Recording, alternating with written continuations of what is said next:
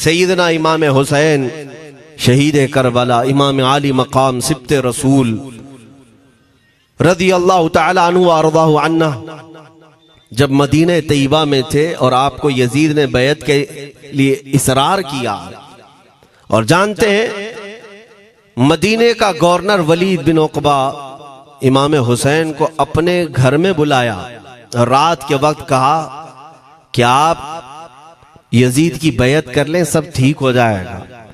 आपने एक तारीखी जुमला फरमाया था, आज वो सब मुसलमानों को याद होनी चाहिए। इमाम हुसैन ने ये नहीं कहा मैं हुसैन रसूलुल्लाह का नवासा यजीद की बैत करूंगा फासिक व फाजिर की, ये नहीं कहा आपने। तवज्जो चाहता हूं, आपने ये नहीं फरमाया, बल्कि ये फरमाया मुझ जैसा उस जैसे की बैत कैसे कर सकता है। ये क़यामत तक आने वालों के लिए मैसेज है, हुसैन जैसा कभी भी यजीद जैसे की बैत नहीं कर सकता, और ना ही वैसों की ताकत को वो मान सकता है। और अल्हम्दुलिल्लाह हमारी माओं ने बचपन से हमें हुसैन को ही सुनाया है, यजीद को नहीं।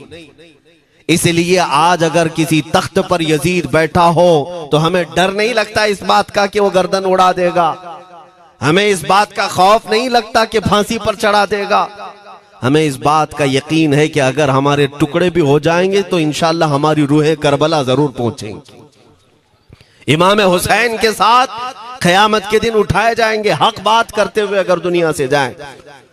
अजीजा ने गिरामी वक़ार, मैं तारीख की चंद झलकियां आपके सामने रखूंगा। मुझे हुक्म भी हुआ है, बहुत जल्दी वक्त खत्म हो जाएगा, समेटना है। मैं चंद मिसालें आपके सामने रखता हूं। ताकत किसे कहते हैं, क़ुव्वत किसे कहते हैं। जिम में जाकर बॉडी बनाने वाला ताकतवर है, काजू बादाम खाने वाला ताकतवर है, मुक्के मारने वाला ताकतवर है। कौन है ताकतवर, ताकत किसे कहते हैं?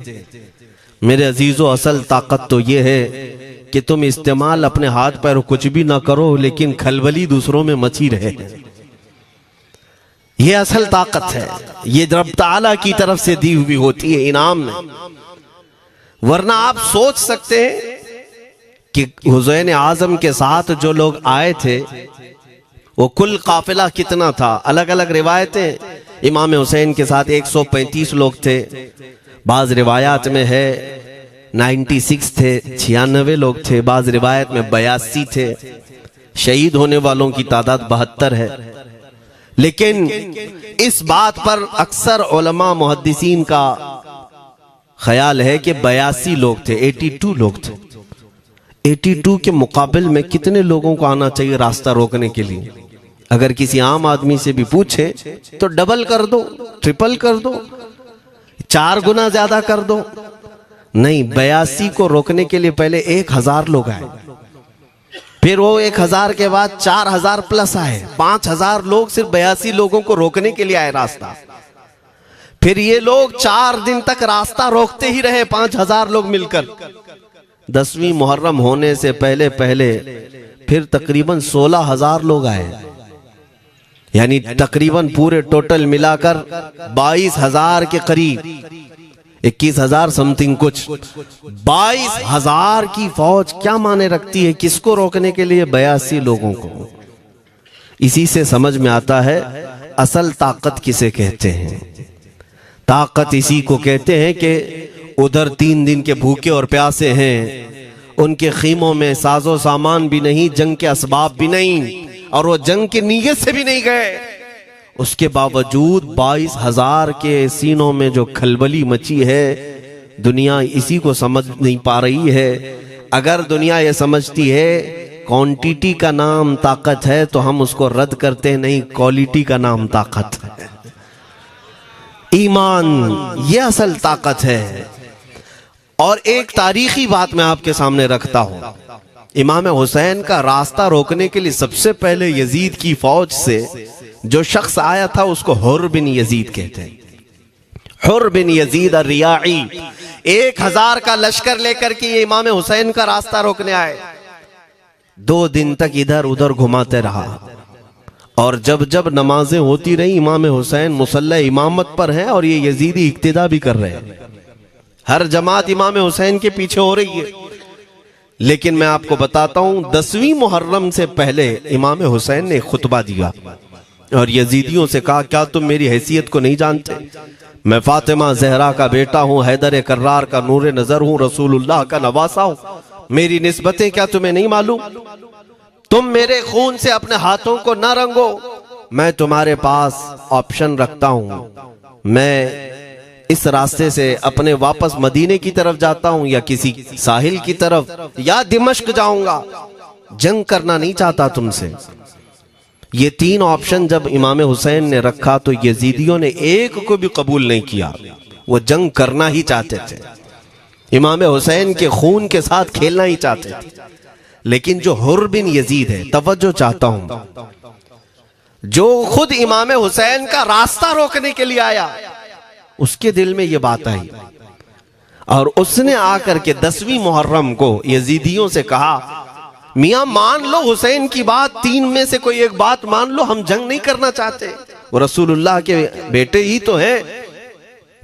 तो सारे जो सिपह सालार बड़े बड़े थे, अमर बिन साद, शिमर वगैरह, हुर बिन यजीद से कहने लगे, तुझे कौन कहता है फैसला करने के लिए? तू सिपाही है, 1000 की नफरी तेरे साथ दी गई है, बस अगर तुझे हमारे साथ रहना है तो मैदान में जमा रह, वरना चला जा, तू सुलह की बातें मत कर।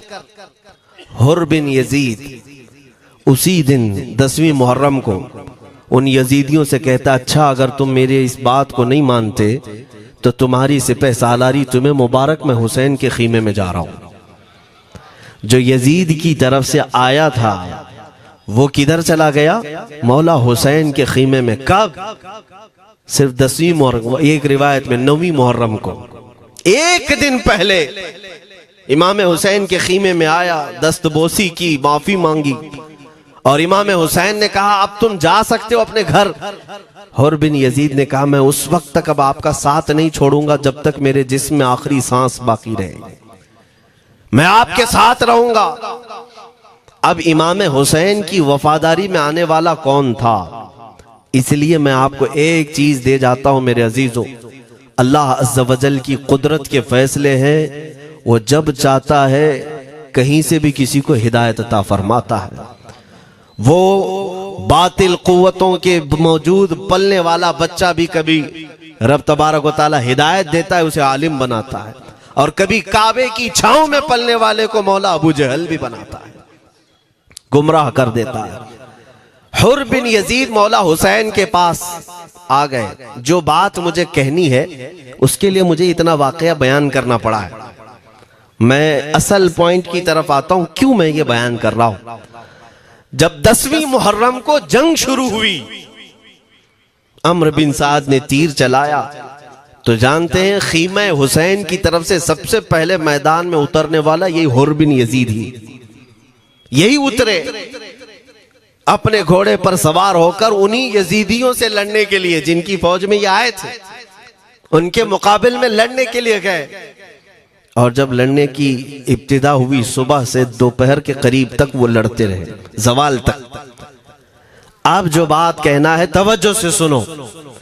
हुर बिन यजीद ने सुबह से लड़ाई की, बहुतों ने वहां पर मैदान जंग में मुकाबला आराइयां की हैं, लेकिन हुर बिन यजीद की जो लड़ाई है वो तारीख में लिखी हुई। आज उन्होंने यजीदियों के साथ जो जंग किया, कई घंटे जंग करने के बाद, जानते हैं तन्हा हुर बिन यजीद ने 120 यजीदियों को कत्ल किया।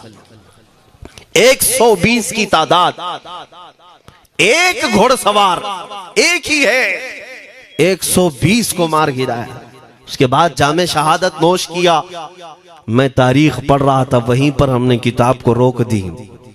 बहुत सारे लोग करबला के वाकयात में इमाम हुसैन के खानदान के बच्चों के शहादत तो बयान करते हैं, उनके जिस्म कट गए, उनके ऊपर घोड़े दौड़ाए गए, लेकिन तुम ये नहीं जानते कि हुसैनी शहजादों ने बातिल कुव्वतों के कैसे छक्के छुड़ाए थे। एक एक जवान ने मुकाबिल में आने वालों को उनकी औकात कैसे याद दिलाई थी। अब सुनो, हुर बिन यजीद 120 को मार गिरा सकते हैं, वो भी एक दिन पहले खीमा हुसैन में आने वाला, एक दिन पहले खीमा हुसैन में आने वाला। बात समझ में आ रही है? अभी जो एक दिन पहले खीमा हुसैन में आ जाए उसकी ताकत का हाल ये है, जो पैदाइशी हुसैनी हो उसकी ताकत का हाल क्या हो।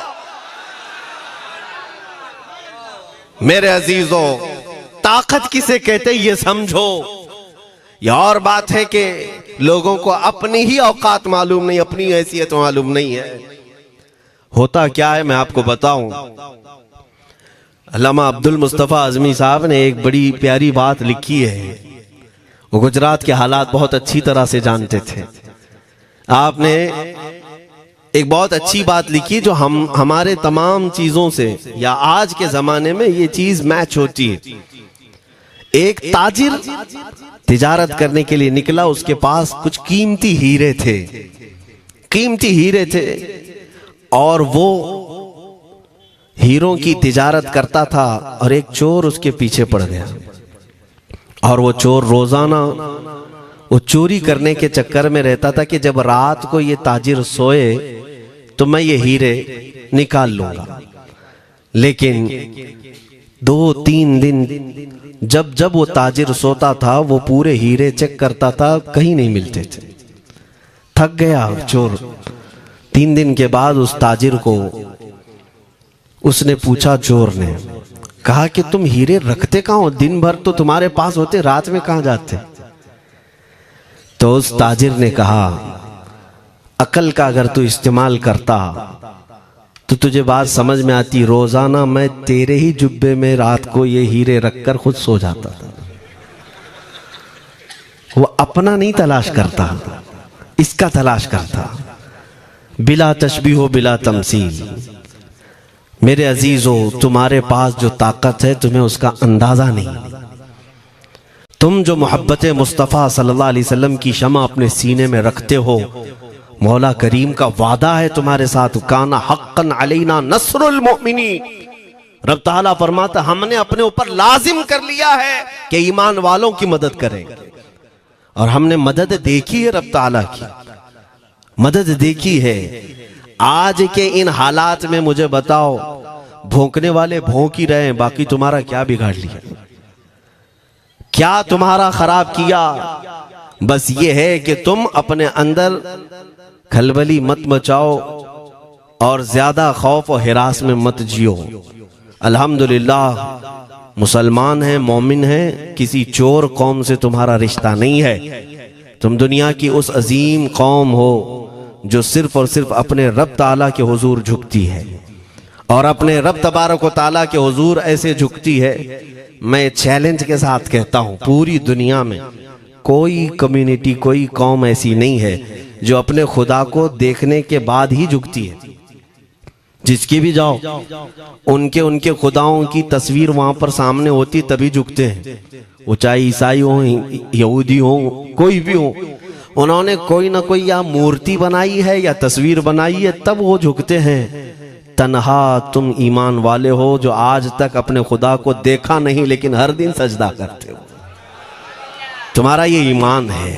और कुरान में शुरू में ही अल्लाह ताला ने जो तारीफ फरमाई सूरह बकरा में, युमिनून बिल गैब, अल्लाह फरमाता है ये वो लोग हैं जो गैब पर ईमान रखते हैं, देखा नहीं।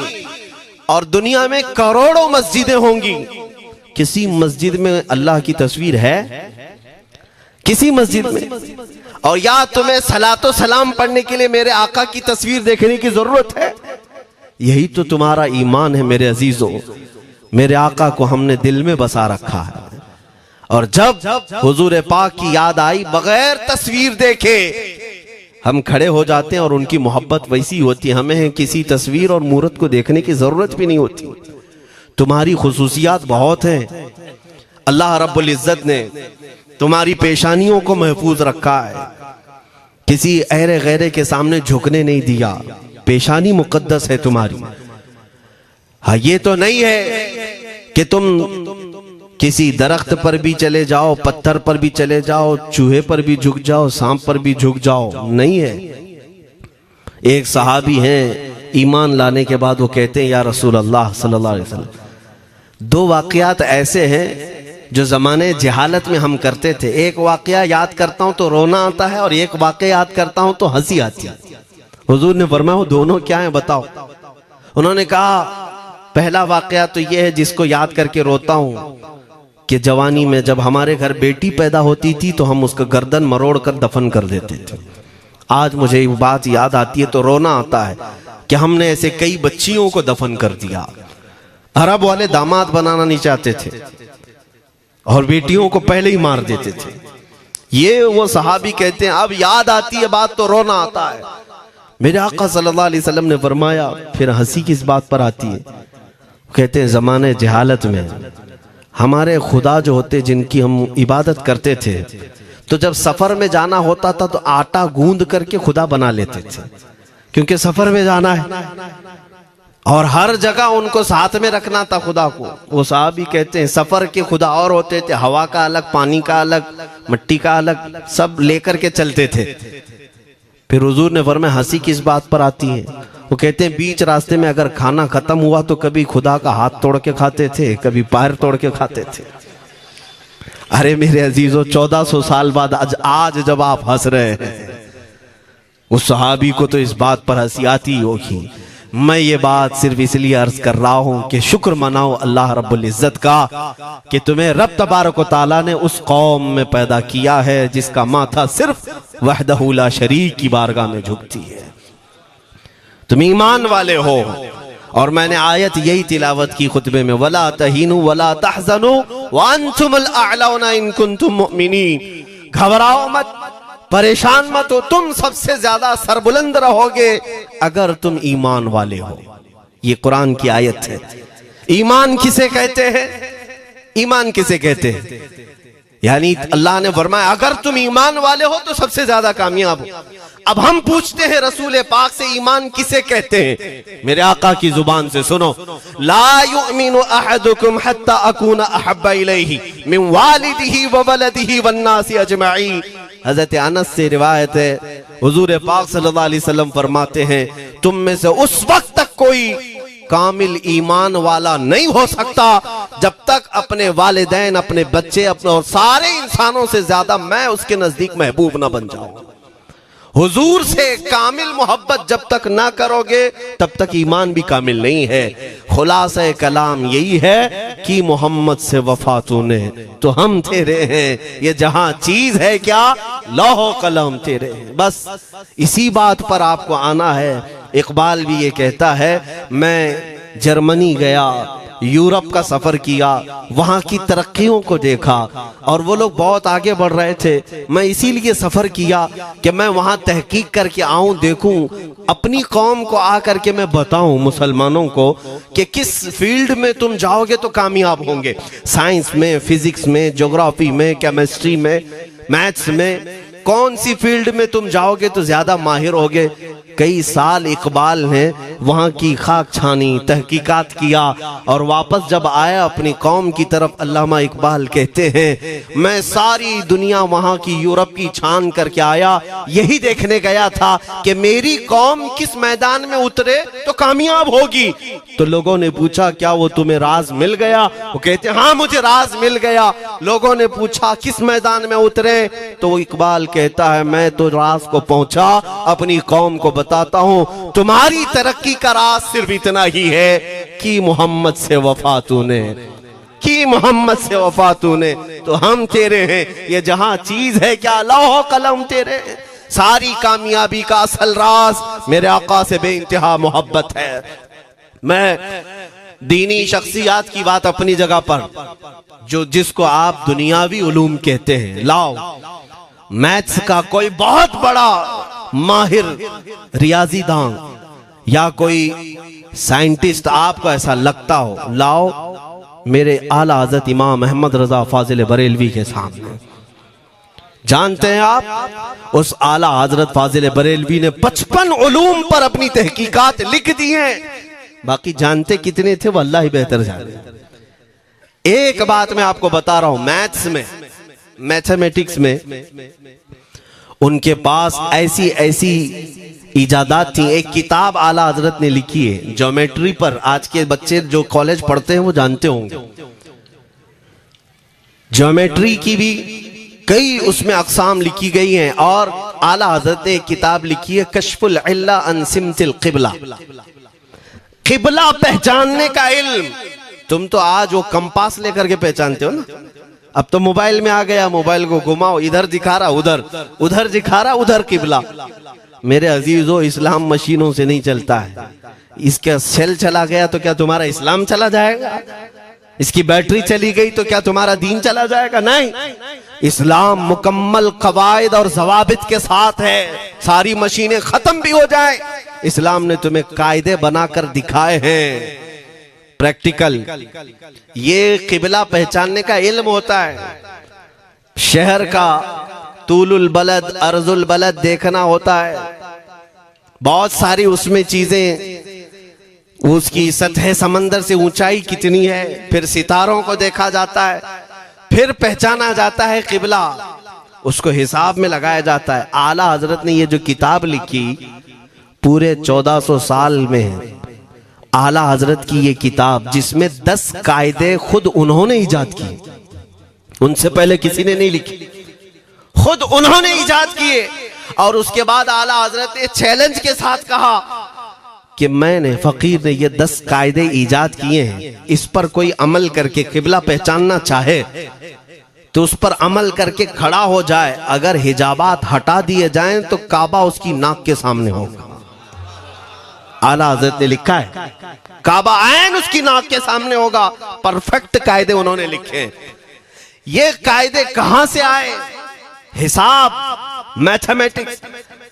जो अलीगढ़ के प्रोफेसर अपने फंसे हुए मसाइल हल करने के लिए आला हजरत के पास आए, वाकयात आपने सुने होंगे। अब मैं आपसे कहता हूं, एक बहुत बड़े प्रोफेसर साहब अलीगढ़ के, वो लंदन या ऑक्सफोर्ड जा रहे थे या जर्मनी जा रहे थे कुछ मैथ्स के फंडे हल करने के लिए।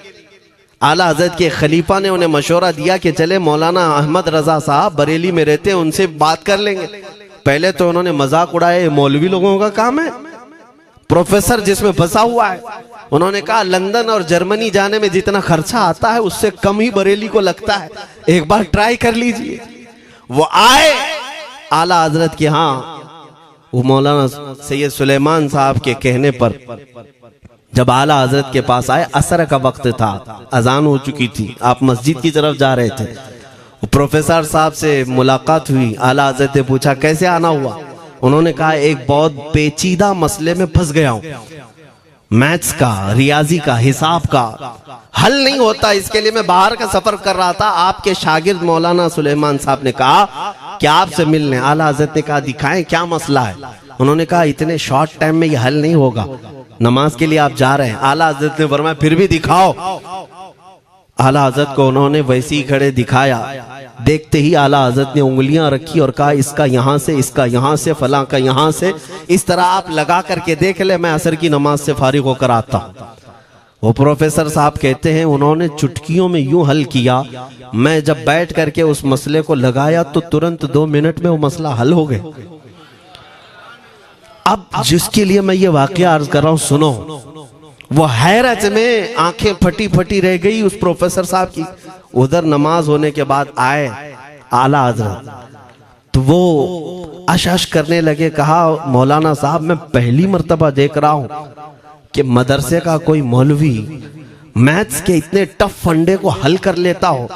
मौलाना ये तो बताएं ये रियाजी और ये मैथ्स के मसले आपने किससे सीखे? कौन है आपको? किस कॉलेज में, किस यूनिवर्सिटी से आपने सनद हासिल की है? यही मुझे कहना है मेरे से। अब आला हजरत का जवाब सुनो। कहते हैं जनाब मैंने अपने वालिद से सिर्फ प्लस माइनस और मल्टीपल के मसले सीखे, जमा, नफी और ज़रब हमारे वालिद साहब ने बस इतना ही सिखाया। और उस वक्त बचपन में मुझे मंतिक, फलसफा, ये सब किताबें पढ़ने का शौक था। मैं हिसाब के, ज्योमेट्री के ये किताबें लेकर बैठा। मेरे वालिद आए, देखा, पूछा अहमद रजा क्या पढ़ रहे हो? मैंने दिखाया ये मंतिक है, फलसफा है या हिसाब की किताबें हैं। मेरे वालिद ने वो किताबें अपने हाथ में ले ली और कहा, जा रसूलुल्लाह की हदीसें पढ़, सदक़े में सारे इल्म दे दिए जाएंगे। आला हज़रत फरमाते हैं, उसके बाद मैंने अपनी जिंदगी मेरे मुस्तफ़ा के कदमों में लगा दी। ये जो आप देख रहे हैं, ये मेरे मुस्तफ़ा के कदमों से छन कर मुझे मिला है। बस बात समझ जाओ, ताकत इसी को कहते हैं। नबी पाक सल्लल्लाहु ताला अलैहि वसल्लम से बेइंतहा मोहब्बत करने वाला वो दुनिया के किसी मैदान में भी तन्हा नहीं होता, तन्हा नहीं होता। अजीजा ने गिरामी वक़ार, मैं इस बात की तरफ आपको ले जाता हूँ। एक सहाबी हज़रत सलमा बिन अक्वा रदियल्लाहु ताला, इनको राजिलु रसूलिल्लाह कहा जाता है। हुजूर सल्लल्लाहु अलैहि वसल्लम के ऐसे सिपाही, जितने गज़वात में गए, जितनी जंगों में गए, कभी घोड़े पर नहीं बैठे, पैदल। और वह ऐसा पैदल चलते थे कि कोई घोड़ा भी उनके साथ नहीं पकड़ पाता उनको जब वो भागते थे। घोड़ा भी अपनी तेज रफ्तारी के बावजूद उन्हें नहीं पकड़ पाता। उनको वो लक़ब मिला था राजिलु रसूलिल्लाह, छल करके सफर करने वाला रसूलुल्लाह का सिपाही। एक बार ऐसा हुआ, एक बनु कार्रा का शख्स जिसका नाम अब्दुर्रहमान है, ये मुनाफिक था, खबीस था। इसने तकरीबन 400 लोगों को जमा किया, अपने हम मिजाज लोगों को, और मदीने पर रात के वक्त एक बगीचे पर हमला किया, पूरे बगीचे को आग लगा दिया, और उसके बाद फिर जो खजूरें थी वहां से सब लूट लिया, लूट करके अपने घोड़ों पर रख लिया और निकल पड़ा। उस वक्त सिवाय हजरत सलमा बिन अकवा के कोई नहीं था। उधर 400 लोग लूट मार कर रहे हैं और खजूरें जमा कर रहे हैं, और ये तन्हा साहबी। इस साहबी का हाल ये है, घोड़ा भी नहीं होता था कभी नहीं। अब इनको जलाल आया कि मेरे मुस्तफ़ा के शहर की एक खजूर भी मैं बाहर जाने नहीं दूंगा जो चोरी करके जा रहा है। उसके बाद आपने पीछा करना शुरू किया, और हकीकत देखें आप, जब हदीस पढ़ेंगे, आला हजरत ने अल मलफूज में भी इसको नकल फरमाया। जब तक मैं ये हदीस पढ़ रहा था, इतनी हंसी भी आती है और उनकी इस बहादुरी पर दिल खिल जाता है और सीना चौड़ा होता है कि वो अकेले किस बात पर भाग रहे थे, उनके पीछे 400 लोगों के पीछे भाग रहे।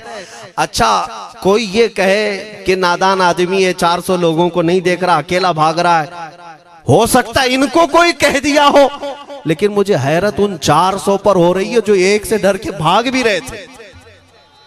वो भी भाग रहे हैं, एक दौड़ा रहा है और 400 भाग रहे हैं। वह अब्दुर्रहमान कार्रा का रहने वाला कारी भागा जा रहा है और सबसे कह रहा है, सलमा बिन अकवा से अपनी अपनी जान बचा लो। इसीलिए मैं कहता हूं ये बुज़दिल कौमें हैं, मेरे मुस्तफ़ा के गुलामों का मुकाबला करने की सकत नहीं रखती, जिसके सीने में इश्क़ मुस्तफ़ा हो। 400 भागते रहे और ये भगाते रहे बहुत दूर तक। जब हज़रत सलमा बिन अकवा भागते थे तो घोड़े भी पीछे पड़ जाते, और आप जैसे जैसे कोई घोड़सवार आता उसकी टांग पकड़कर खींचते और उसकी गर्दन पर पैर रखते, फिर आगे निकल पड़ते थे। न जाने कितनों को उन्होंने तन्हा अपने हाथों से गिराया, कोई मुकाबला करने को तैयार नहीं। गिराते भी हैं और उनकी गिरी हुई खजूरें जमा भी करते हैं कि मुझे मदीने वापस ले जाना है। उस सहाबी को मैं पढ़ता हूं, अजीजा ने गिरामी खजूरें जमा करते रहे और उन्हें भगाते रहे। आखिर में वो 10-10 की टुकड़ियों में बदल गए। वो अब्दुर्रहमान कार्रा का रहने वाला, वो कहने लगा, एक साथ मत भागो, ये अकेले सबको भगा रहा है, 10 इधर जाओ, 10 उधर जाओ, 10 उधर जाओ। जालिमों, पलट कर मेरे मुस्तफ़ा के गुलाम का मुकाबला करके देखते हैं, लेकिन किसी से नहीं हुआ। वो पहाड़ की चोटियों में चले गए। हज़रत सलमा बिन अकवा पहाड़ पे भी चढ़ने लग गए। तो अब्दुर्रहमान कार्रा वो कहता है वहीं से चीख करके, सलमा बिन अकवा तुमको क्या चाहिए, क्यों पीछा कर रहे हो? कहा, मैं शहरे रसूल की एक खजूर भी जब तक तुम्हारे पास होगी पीछा करता रहूंगा। उसने वहीं से अपने सारे साथियों को पुकार कर कहा, सारे लोग खजूरें फेंक दो, अपनी जान बचा लो। सबों ने खजूरें दे दी। हजरत सलमा बिन अकवा पूरी खजूरें जमा की, कितनों को रौनते हुए वापस आने लगे। जानते हैं, एक सहाबी और है हजरत अबू कुतादा, जिनको फारिसु रसूलिल्लाह कहा जाता है। उनका घोड़ा दौड़ता हुआ उनको दौड़ाता हुआ हजरत अबू कुतादा उस पर हैं और 10 लोग और साथ हैं। वो हजरत सलमा बिन अकवा की मदद के लिए आ गए। जब वो आए तो ये अक्सर को तो गिरा चुके थे, खजूरें ले भी चुके थे। हजरत अबू कुतादा 10 सहाबा के साथ जब आए, हजरत सलमा बिन अकवा की और मदद हो गई। अब ये मदीने आने लगे तो तवज्जो चाहता हूं। हजरत सलमा बिन अकवा ने पूछा, मैं तो अकेला दौड़ा रहा था, कोई मुझे न देखा था, न ये वाकई की किसी को खबर थी, तुम यहां तक कैसे आए? तुमको किसने भेजा मेरी मदद के लिए? मुसलमानों याद रखो, मेरे मुस्तफा की वफादारी में जब कोई निकलता है तो कहां से मदद आती है अंदाजा भी नहीं होता। हजरत सलमा बिन अकवा ने उनसे पूछा अबू कुतादा से, तुम आए कैसे? हजरत अबू कुतादा ने जो जवाब दिया वो और ताज्जुब का था। कहा, हमने नहीं देखा, हमको मालूम भी नहीं तुम किसके साथ गए हो, हमें ये वाकया भी नहीं मालूम, लेकिन हम अपने खीमे में बैठे थे, हमारा ये घोड़ा दौड़ता हुआ है, ये घोड़ा दौड़ता हुआ आया और दोनों पैर बार बार उठा करके हिनहिनाने लगा। मेरा घोड़ा ऐसा कभी करता नहीं, वो जिहाद में जाने वाला घोड़ा है, फरमाबरदार है। अबू कुतादा ने उसको सहलाया लेकिन फिर भी वो खामोश नहीं हुआ। हजरत अबू कुतादा कहते, मैं पहचान लिया, वो अपनी पीठ पर मुझे सवार करना चाहता है। मैं इसकी पीठ पर बैठ गया। मेरे साथी भी ताज्जुब में थे, इतनी वक्त गुजर जाने के बाद घोड़े को न भूख लगी है न प्यास लगी है, ये कहां ले जा रहा है? अबू कुतादा कहते, ये घोड़ा है जो तुझ तक हम सबको ले आया है। हजरत सलमा बिन अकवा ने कहा, हाँ मुझे याद है, जब मैं उन 400 को दौड़ा रहा था तो तुम्हारा घोड़ा मुझे देख रहा था। पता ये चला दुनिया का हर जानवर भी मेरे मुस्तफा का वफादार है। अगर तुम नबी पाक सल्लल्लाहु अलैहि वसल्लम की इज्जत व हुर्मत के लिए उठते हो तो चूंटियां अपने सुराख में तुम्हारे लिए दुआ में मशगूल हो जाती हैं, मछलियां पानी में तुम्हारे लिए दुआएं करती हैं। अजीजा ने गिरामी वकार, आज मैं अपने जुमलों को समेटते हुए ये बात कहता हूँ, धोराजी की सरजमीन मैंने कभी सुना नहीं या कभी आपसे मुलाकात नहीं की, लेकिन इतना बड़ा मजमा हमें जो सुनने के लिए बैठा है, लोग मुसाफे के लिए आए, फूल हार पेश किए, टूट पड़ते हैं मुलाकातों के लिए। मैं अक्सर जलसों में भी और अपने प्रोग्रामों में ये कहता हूँ, मुझे जो आप इज्जत की निगाह से देखते हैं या मिलना चाहते हैं या देखना चाहते हैं या सुनना चाहते हैं, तो वो इसलिए नहीं है कि किसी बाप का, बड़े बाप का बेटा है या किसी सियासी पार्टी का नेता है। आपकी जो मोहब्बत है वो सिर्फ इसलिए है, ये नाज ये अंदाज हमारे नहीं होते, झोली में अगर टुकड़े तुम्हारे नहीं होते या रसूल अल्लाह, जब तक के मदीने से इशारे नहीं होते रोशन मेरी किस्मत के सितारे नहीं होते। जो कुछ भी इज्जत मिली है हमें आज, वो किसी और सलाहियत की वजह से नहीं। साफ मैं बता देता हूं, मैं मुकर्रिर आदमी नहीं, मैं खतीब आदमी नहीं, मैं वो शोलाबार मुकर्रिर नहीं हूं कि जिनकी तकरीरों से लोग बहुत ज्यादा नफा उठाते हो। मैं तो तालिबे इल्म आदमी हूं। मेरे आका सल्लल्लाहु ताला अलैहि वसल्लम के लिए इतनी वफा करना जानता हूं कि मैंने यह अहद कर लिया है, मेरे जिस्म में जब तक खून बाकी रहेगा, एक भी सालिम कुत्ता मेरे आका की तरफ उंगली भी उठाए, हम अपनी गर्दन भी निछावर करने को तैयार रहेंगे। मेरे आका सल्लल्लाहु ताला अलैहि वसल्लम के लिए कुर्बानी का जज्बा है, इसलिए मेरे आका ने ये इज्जत अता की है। फिर मुझे ये कहने का हक भी है, जब तक बिके न थे तो कोई पूछता न था, या रसूल अल्लाह तुमने खरीद कर हमें अनमोल कर दिया।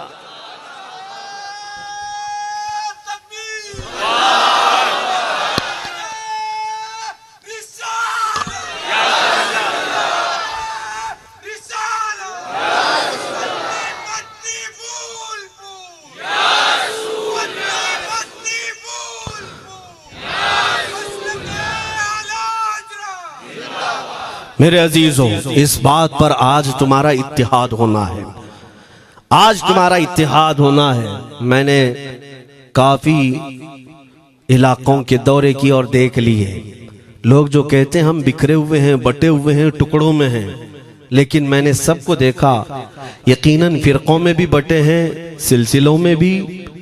हालांकि सिलसिलों में इख्तिलाफ होना नहीं चाहिए, जो सलासिल हक्का हैं वो सब मदीने तैयबा की नहरें हैं, इख्तिलाफात नहीं, लेकिन उसके बावजूद बटे हुए लोग हैं। एक दूसरे से मुसाफा नहीं करना चाहते, एक दूसरे के पीछे नमाजें नहीं पढ़ना चाहते, जो खाली सुन्नी होकर भी, ईमान वाले होकर के भी। मैं बहुतों से ये शिकायतें सुना कि हम में बहुत सारे इख्तिलाफात हैं, लेकिन इसका हल तकरीरें हैं, तहरीरें हैं, लोगों को समझाना है, इस्लाह करना है, सब करके देख लिया। लेकिन एक बात मैंने खुद प्रैक्टिकल देख लिया कि 1000 टुकड़ों में क्यों ना बटे हों, लेकिन मेरे मुस्तफ़ा का नाम आ जाए तो हर कोई मुत्तहिद नजर आता है। ये हमने देख लिया है, ये हमने देख लिया है। किसी भी पीर से बैत क्यों ना हो, मैं दूसरों की बात नहीं करता, लेकिन मैंने पूरे हिंदुस्तान के कोने कोने में देखा है जाकर के, किसी भी सुन्नी सहीहुल अकीदा पीर से बैत क्यों ना हो, अगरचे उसके आपस के झगड़े हों, लेकिन हमने एक मजमे में मुझे सुनने वालों को, ऐसे इख्तिलाफ वालों को भी देखा, दोनों सुन रहे हैं, लेकिन जब हमने पूछा मेरे मुस्तफ़ा करीम की इज्जत पर बात आए तो तुम में से कौन खड़ा हो सकता है, हर इख्तिलाफ रखने वाला भी ये कहता है या रसूल अल्लाह, ये जिस्म भी तुम्हारा, ये जान भी तुम्हारी, करूं तेरे नाम पे जां फिदा, न बस एक जां दो जहां फिदा, दो जहां से भी नहीं जी भरा, करूं क्या करोड़ों जहां नहीं। ये हर एक का नारा है। इससे पता ये चला कि आज तुम सबको अगर कोई चीज जोड़ सकती है तो नाम मोहम्मद है, मेरे मुस्तफ़ा करीम सल्लल्लाहु अलैहि वसल्लम की मोहब्बत है। गुंबदे खजरा की छांव में सबको जमा करो, इंशाअल्लाह अज़ीज इत्तिहाद बरकरार रहेगा। असल की तरफ नजर रखो, बादशाह की तरफ नजर रखो। बाकी जितने वली हैं, जितने पीर हैं, सब वजीर हैं, सब वजीर हैं। बादशाह सिर्फ मेरा मुस्तफ़ा है। नबी पाक सल्लल्लाहु ताला अलैहि वसल्लम को हम शहंशाह तस्लीम करते हैं। लिहाजा अगर बादशाह की तरफ नजर होगी तो तुम्हें शैतान ये इस तरह की लड़ाइयों में नहीं रखेगा, वो कामयाब नहीं हो सकेगा। तुम सबका मिशन अगर मेरे मुस्तफ़ा की इज्जत और उनकी नामूस हो जाए, हुजूर अकरम सल्लल्लाहु ताला अलैहि वसल्लम की तरफ हमने देखा है बड़े बड़े इख्तिलाफात खत्म हो जाते हैं। हजरत अबू ज़र ग़िफ़ारी, हजरत बिलाल हबशी, दोनों में झगड़ा हो गया था, तकरार हुई। हजरत अबू ज़र ग़िफ़ारी ने सिर्फ हजरत बिलाल को गुस्से में आकर कहा, काली औरत के बेटे, या इब्न उम्मी सौदा। ये तकरार में हो जाता है। हजरत बिलाल को ये बात लग गई, थे तो काले, लेकिन सहाबी ने कहा था काली औरत के बेटे। हुजूर के पास जाकर अर्ज किया, या रसूल अल्लाह, अबू ज़र ने मुझे आज यूं कहा, अबू ज़र ने मुझे आज यूं कहा, काली औरत के बेटे। मेरे आका सल्लल्लाहु अलैहि वसल्लम को जला लाया, बाहर आए, बुलाया, अबू ज़र कहाँ है? आए। हुजूर पाक ने उनको मुखातिब करके सिर्फ इतना फरमाया, अफीकल जाहिलिया, अभी तक तुम्हारे अंदर पुरानी जाहिलियत बाकी है? 3 बार पूछा और उसके बाद मेरे आका चले गए, कुछ नहीं फरमाया।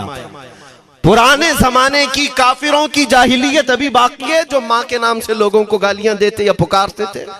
हजरत अबू ज़र ग़िफ़ारी को इतनी बात लग गई कि मेरे आका मुझसे रूठ गए, मेरे आका के दिल पर यह बात लग गई। तो उन्होंने ये नहीं किया कि देखा जाएगा बाद में क्या होगा, नहीं, सीधे मस्जिद नबवी में हजरत बिलाल को ढूंढने के लिए आए। कहाँ है? हजरत बिलाल मिल गए तो उनका हाथ पकड़ करके लाए। अबू ज़र ग़िफ़ारी जमीन पर लेट गए, सो गए। कहा है बिलाल, मुझे माफ कर दे, मैंने तुझे सख्त जुमला कहा, मुझे माफ कर दे। हजरत बिलाल ने कहा, ठीक है, मैंने माफ कर दिया, हो गई बात। लेकिन हजरत अबू ज़र ग़िफ़ारी ने कहा, नहीं, मेरा दिल इस पर सुकून नहीं मानेगा।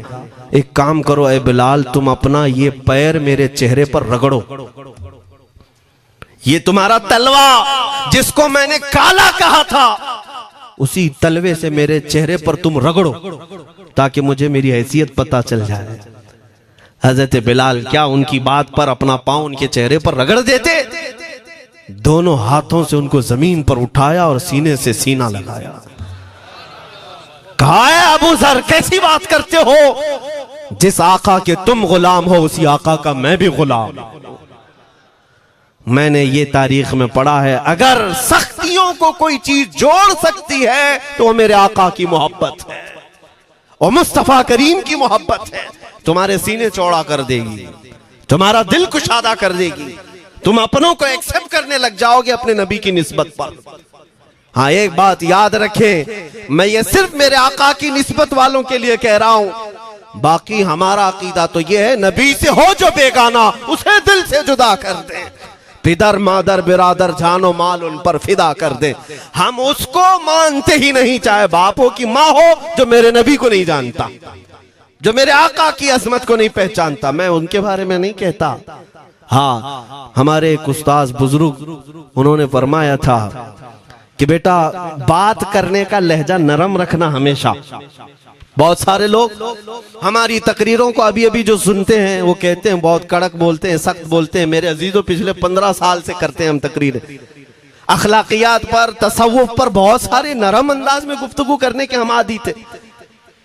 वो सब नहीं देखते, लेकिन जहां हम थोड़ा सा चीखते हैं या गरज के साथ बोलते हैं, वो बहुत जल्दी किसी को लगती है और कहते हैं आप बहुत कड़क लहजे में कहते हो।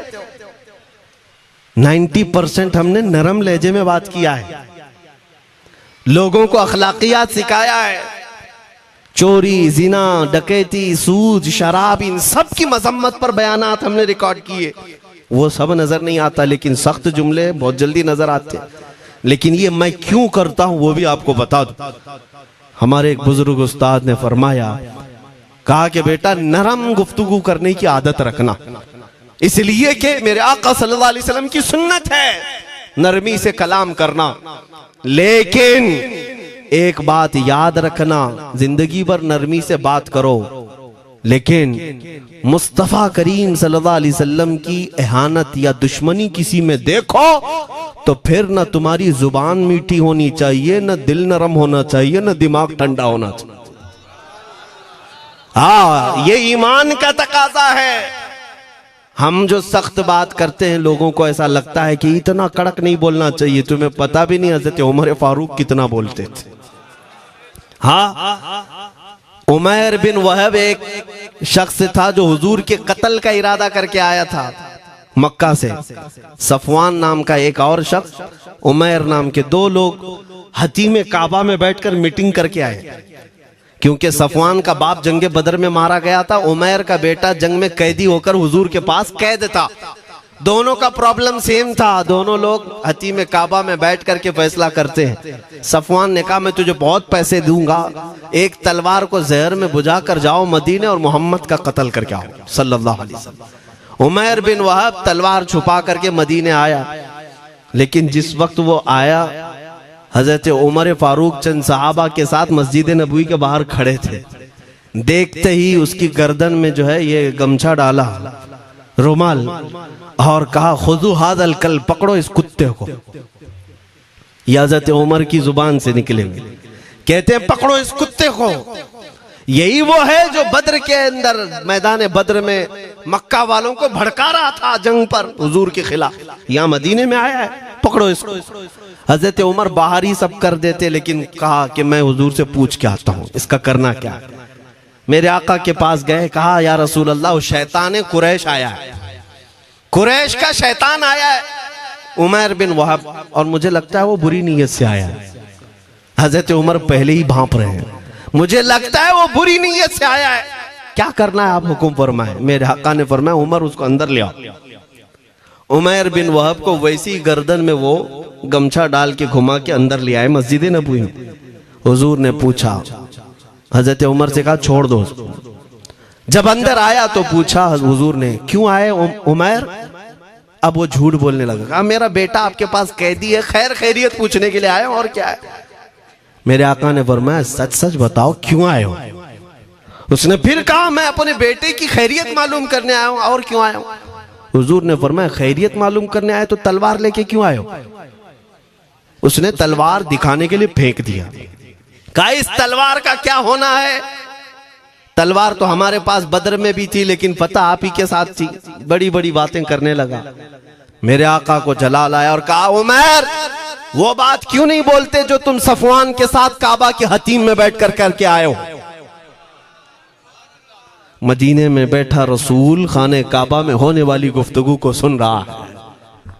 दूरो नजदीक के सुनने वाले वो काने लाले करामत पे लाखों सलाम। ये हदीस मौजूद है, सही हदीस है। इसी हदीस के तर्जुमानी करते हुए हम तो ये अकीदा रख ही सकते हैं ना, हम यहाँ से पुकारें वो वहां से सुने, मुस्तफा की समाअत पे। हाँ, ये अकीदा बरेली वाले का जो है वो अपने पेट का अकीदा नहीं, ये सहाबा का अकीदा है। मेरे अजीजों, जब मेरे आका ने फरमाया वो बात बताओ जो हतीम काबा में करके आए हो, अब थर थर थर कांपने लग गया। इससे इस रसूल से क्या छुपाएं जो हतीम काबा में तन्हाई में होने वाली मीटिंग को भी जानता हो। कहा अब मैं क्या बताऊं जब आपको सब मालूम है। अब मैं जो कहना चाहता हूं वो ये है, अशहदु अन्नका मुहम्मदन रसूलुल्लाह, मैं गवाही देता हूं कि आप मोहम्मद अल्लाह के रसूल हैं सल्लल्लाहु अलैहि वसल्लम। ईमान ले आए। अब सुनिए मेरे अजीजों, ईमान लाने के बाद हुजूर पाक सल्लल्लाहु अलैहि वसल्लम ने तलकीन फरमाई कि अब इस्लाम पर कायम रहो, ईमान पर बरकरार रहो। कत्ल करने के लिए आया, मेरे मुस्तफ़ा का गुलाम बन गए। अब उसके बाद हजरत उमर क्या कहते हैं, हजरत उमर जो गमछा गले में डाल के अंदर लाए थे, अब गले में हाथ डालकर बाहर ले जाते हैं। और बाहर जो साथी खड़े थे उन सबको मुखातिब करके कहते हैं, लोगों सुनो। हजरत उमर के अल्फाज सुने, कहते हैं थोड़ी देर पहले ये जो शख्स तुम देख रहे हो, मुझे खिंजीर इससे अच्छा लगता था। अल्लाह, ये लफ्ज भी है, वल्लाही इन्नी लअहब्बु खिंजीरन मिन हाज़ा। कहते हैं कि इससे बेहतर मैं खिंजीर को समझता था क्योंकि ये दुश्मन रसूल था। लेकिन अब सुनो ऐ लोगों, अब मेरे सगे बेटे से ज्यादा मुझको ये अजीज है, इसलिए कि मेरे आका का गुलाम। यही ईमान है, यही ईमान है। अजीज़ान गिरामी, खुलासा कलाम मेरी बात का यही है, मोहम्मद की मोहब्बत दीन हक की शर्त अव्वल है। इसी में हो अगर खामी तो सब कुछ नामुकम्मल है। इकबाल ने क्या खूब कहा था, अगर पहचानना हो तो मेरे अजीज़ों पहचानो, तुम मेरे आका सल्लल्लाहु अलैहि वसल्लम के कदमों तक अगर पहुंच गए तो यही दीन है। बमुस्तफ़ा बरसा खैश के दी हमाउस, गर्ब उन रसीदी तमाम बुल हबीस। अपने आप को हुजूर तक पहुंचा दो, इसी का नाम दीन है। और अगर वहां तक नहीं पहुंच सके, जिंदगी पूरी अबू लहब की तरह है। हो ना ये फूल तो बुलबुल का तरन्नुम भी ना हो, चमने दहर में कलियों का तबस्सुम भी ना हो ना ये साकी तो मैं भी ना हो, खुम भी ना हो, बस में तौहीद दुनिया में ना हो, तुम भी ना हो। या रसूल अल्लाह, खीमे अफलाक का इस्तादा उसी नाम से है, नबज़ हस्ती तपश आमादा उसी नाम से है। दश्त में दामने कोहसार में मैदान में है, बहर में मौज की आगोश में तूफान में है, चीन के शहर मराकश के बयाबान में है, और पोशीदा हर मुसलमान के ईमान में है। वो मेरे आका की जात ही है, हर जगह है, और उसी की तरफ हमें सबको मुतवज्जह होने की आज जरूरत है। ताकत किसका नाम है, मैंने शुरू इसी बात से किया था, इसी पर खत्म करता हूं। ताकत और कुव्वत सिर्फ बॉडी बनाने को नहीं कहते, ताकत और कुव्वत सिर्फ और सिर्फ काजू बादाम खाने को नहीं कहते। ताकत और कुव्वत उसके अंदर है जो देखने को अगरचे कमजोर लगता हो, लेकिन दुश्मनों के सीने उसकी याद से ही आज भी खलबली मच जाती हो। हमने देखा है 100 साल पहले की बात, आला हज़रत इमाम अहले सुन्नत फाजिल बरेलवी इमाम अहमद रजा खां, नाम तो हर बच्चा जानता है आज, और अपनों से ज्यादा गैर भी जानते हैं और थरथराते भी हैं। लेकिन क्या कभी तुमने आला हजरत की सीरत में यह पढ़ा कि उनका जिस्म कैसा था? उनका जिस्म कैसा था? बहुत लहीम शहीम, चौड़े सीने वाले, बड़े बाल वाले, ऊंचे चेहरे वाले?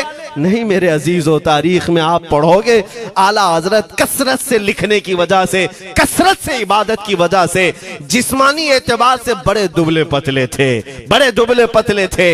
लोग देखने वालों ने यह कहा है जिस्मानी साख्त ऐसी नहीं थी कि कोई पहलवान नजर आता हो, दुबले पतले थे, नहीफ थे, देखने में कमजोर लगते थे।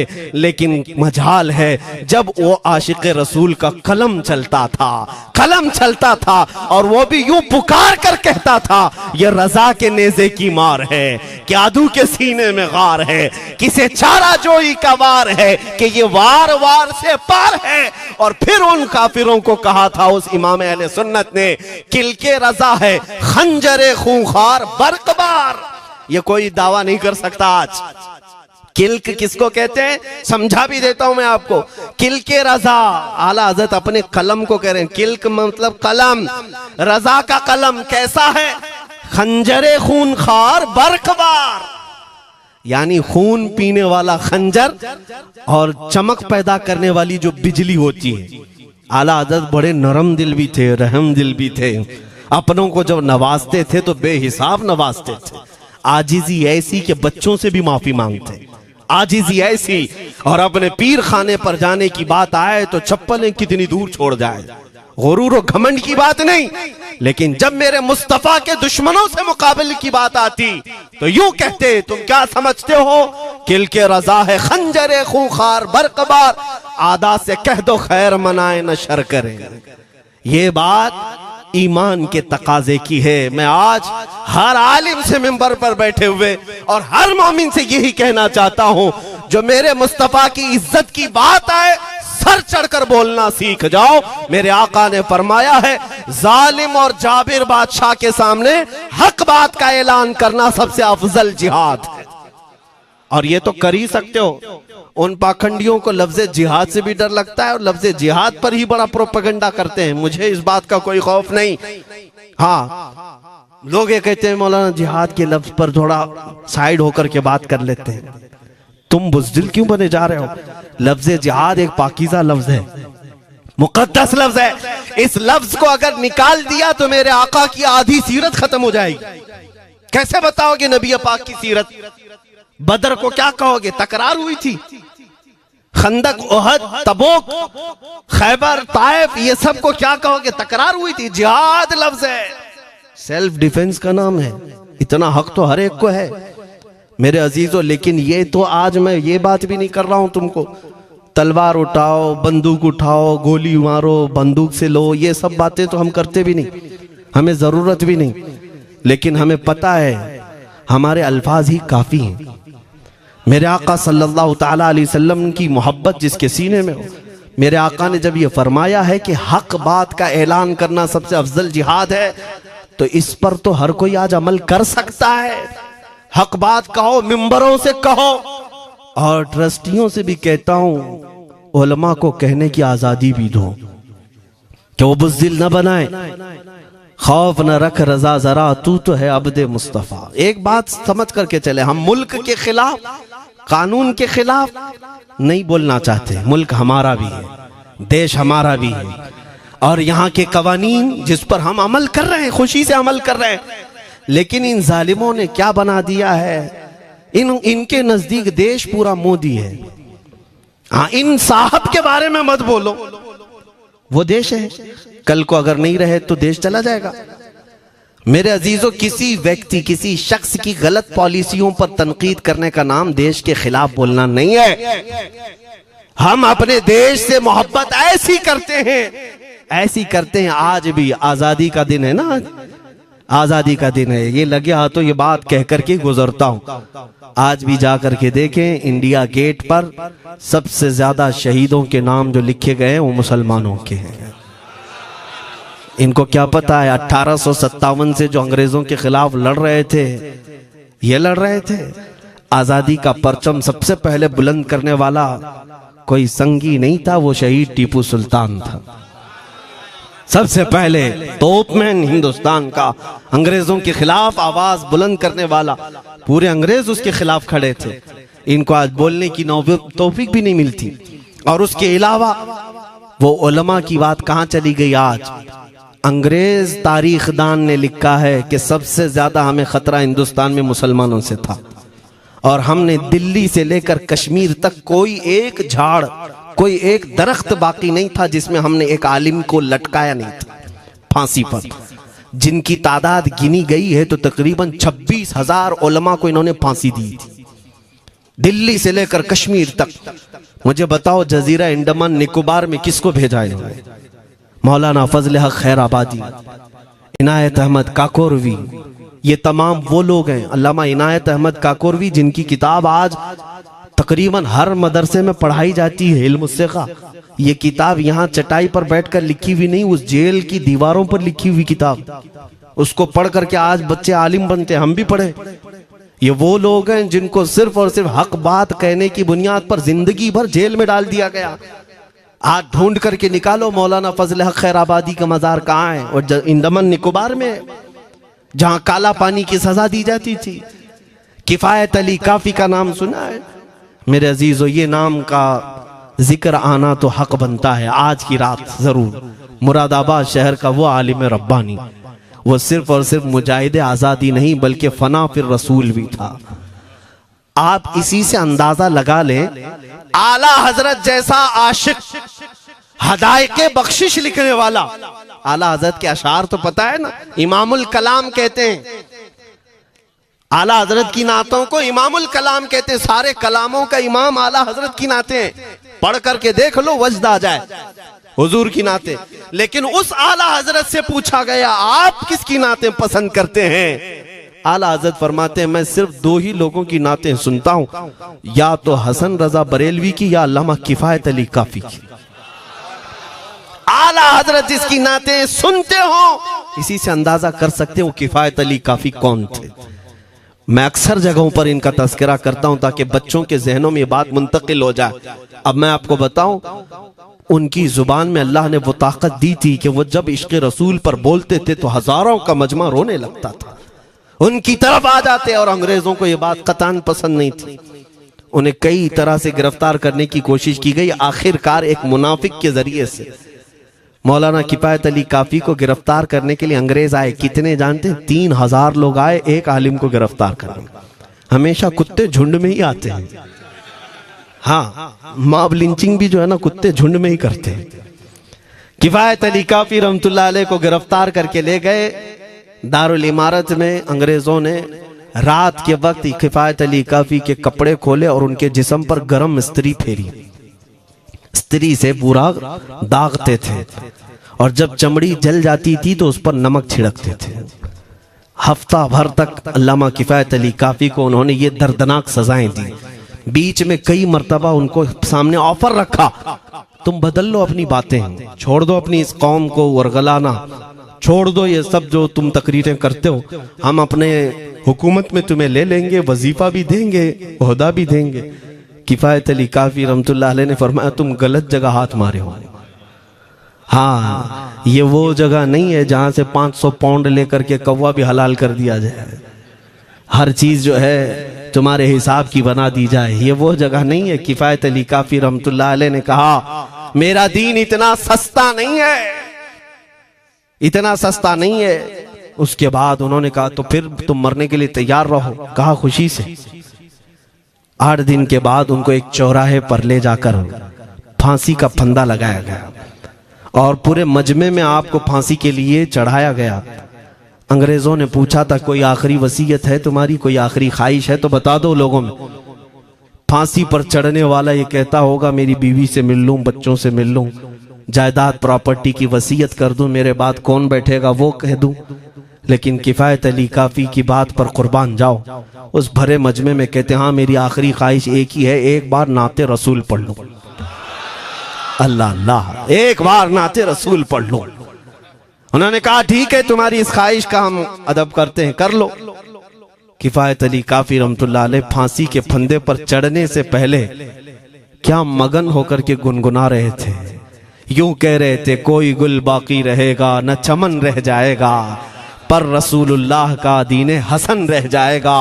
अतलसो कम ख्वाब की पोशाक पे नाजा न हो, इस तने बे जान पर खाकी कफन रह जाएगा। सब फना हो जाएंगे हश्र तक काफी, वो लेकिन नाम हजरत का जुबानों पर सुखन रह जाएगा। ये नाते पाक गुनगुनाते हुए चढ़ गए फांसी के फंदे पर। लोगों ने देखा फांसी तो लगी लेकिन लबों पर उसी तरह की मुस्कुराहट थी। क्यों? ये राज है मेरे अजीजों, मरने वाला ही जानता है। फंदा बाद में लगता है, आमिना का लाल पहले तशरीफ लाता है। मौत का दर्द उसे क्या होगा जो जमाले मुस्तफा देख रहा हो, मेरे आका सल्लल्लाहु ताला अलैहि वसल्लम की तरफ महव हो। अब सुनो, मैं ये बात क्यों कह रहा हूं, तुम इन बातों से घबराना नहीं, इन बातों से डरना नहीं कि कल को अगर आपके मिंबर पर बैठकर खिताब करने वाला ये आपका गुलाम मर जाता है, कट जाता है, कोई मुझे मार देता है, तो इस बात का यकीन रख लेना, दीन रुकेगा नहीं। और मेरे आका सल्लल्लाहु अलैहि वसल्लम के नामूस और उनकी इज्जत में कोई कमी आने वाली नहीं। हमारे मर जाने से कुछ नहीं होना है, इसीलिए कि हर सुन्नी बच्चा जानता है इस्लाम जिंदा होता है हर करबला। हम मरने के बाद इस बात का यकीन रखते हैं, अगर हमारी मौत हो गई इस रास्ते में तो इस्लाम की आबियारी होगी, इस्लाम और फूलेगा फलेगा।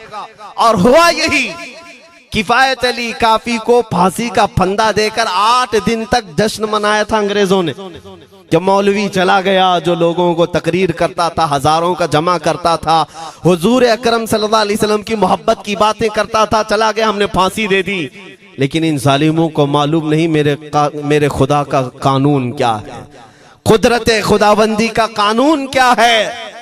मुरादाबाद शहर में ये किफायत अली काफी को 1857 के पहले फांसी दे रहे हैं, और उसी साल मुरादाबाद के करीब बरेली शहर में अल्लाह ताला अहमद रजा पैदा कर रहा है। तुम एक आशिक को फांसी दिए, हुजूर पाक के चाहने वाले को तुमने फांसी देकर ये समझा कि आप खत्म हो गया इश्क की बातें करने वाला। लेकिन कुर्बान जाओ मोहब्बत मुस्तफा पर, मेरा रब ऐसे इन मक्कारों के मकर को फेरता है कि फौरन अल्लाह ताला ने ऐसा आशिक पैदा किया कि फिर बरेली की तरफ से उठने वाली आवाज एक शहर में, एक बस्ती में नहीं, दुनिया के कोने कोने में पहुंच गई। आज 100 साल हो गए उस मर्दे कलंदर इमाम अहले सुन्नत को दुनिया से गए हुए, लेकिन हर मस्जिद की मिंबर और मेहराब आवाज देती है मुस्तफा जाने रहमत पे लाखों सला, शमे बज़ में हिदायत पे लाखों सला। और फिर हमारे बच्चे भी ये आज कह जाते हैं, डाल दी कल्ब में अज़मत मुस्तफा सय्यदी आला हजरत पे लाखों सला। ये निजाम है मेरे मौला का, एक चिराग तुम बुझाओगे मौला 100 चिराग रोशन फरमाएगा। हाँ इंशाअल्लाहुल अज़ीज इस बात पर हम सबको जमा होना है। अल्लाह करीम हमें हमारी खोई हुई ताकत व कुव्वत अता फरमाए। आप रब तबारक व तआला की बारगाह में ये दुआ करें कि ऐ रब्बे जुल जलाल, जब तक जिंदगी बाकी है मौला मुझे तेरे नबी के वफादारों में शुमार फरमा।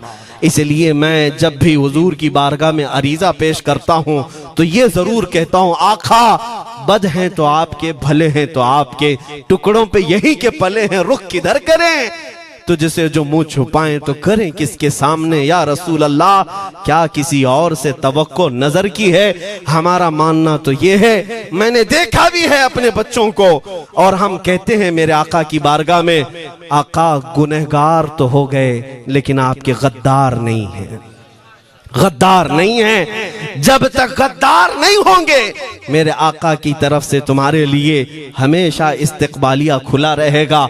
आओ मेरे अजीजों, इस बात पर मैं गुफ्तगू को खत्म करता हूँ आज के इस उर्स मुबारका में। और आज आजादी की ये रात है, हम बारगाह मुस्तफा में अरीजा पेश करते हैं, या रसूल अल्लाह आपको इस वतन से बूए वफा आई थी, मेरे आका इस वतन की तरफ नजरे करम फरमा दे। क़यामत तक आने वाली हमारी नस्लों में मेरे आका सिर्फ आपके आशिक ही पैदा हो, कोई गद्दार ना पैदा हो। हमारी दुआ यही है मेरे आका, मैं मुजरिम हूँ आका, मुझे साथ ले लो कि रस्ते में हैं जा बजा थाने वाले, चमक तुझसे पाते हैं सब पाने वाले, मेरा दिल भी चमका दे चमकाने वाले। व आखिरु दावाना अनिल हम्दुलिल्लाहि रब्बिल आलमीन।